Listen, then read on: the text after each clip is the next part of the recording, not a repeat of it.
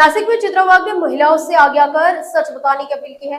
उन्होंने कहा है कि मामले की जांच अब राष्ट्रीय महिला आयोग भी कर रहा है, जबकि आरक्षण विधेयक पर भी विपक्ष के जश्न पर सवाल उठाए देत नाही। त्यांच्यासोबत काय आपबीती घडली हे सांगत नाही तोपर्यंत प्रशासन सुद्धा कार्यवाही करायला त्या ठिकाणी त्यांना थोडी अडचण येण्याची शक्यता असते।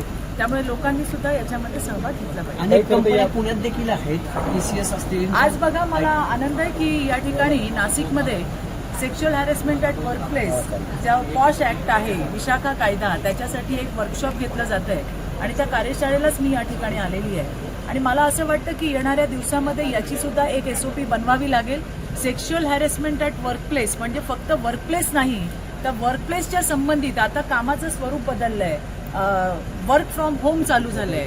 त्याचबरोबरीने ईमेल आणि व्हॉट्सअपचे कम्युनिकेशन्स असतील, तुमच्या ऑफिसमधनं निघणाऱ्या सहली असतील, ऑफिसमध्ये येणाऱ्या जाणाऱ्याची जी वाहतूक असेल ते असेल, या संदर्भातल्या सगळ्या गोष्टी ज्या आहेत या पॉश ॲक्टमध्ये त्या ठिकाणी इन्क्लूड करणं गरजेचं आहे आणि याच्याबद्दलची SOP राज्य सरकारने बनवावी, अशा पद्धतीची सुद्धा माझी मागणी मी सन्माननीय मुख्यमंत्र्यांकडे करणार आहे। जितकं मला समजतंय तसे मी माझे सुद्धा मसुदे बनवून ते सुद्धा मी मुख्यमंत्र्यांकडे देणार आहे आणि या संदर्भामध्ये SOP बनवावी आणि त्याचं प्रभावी अंमलबजावणी व्हावी, याच्यासाठी सरकारने सुद्धा आग्रही भूमिका घेतली पाहिजे।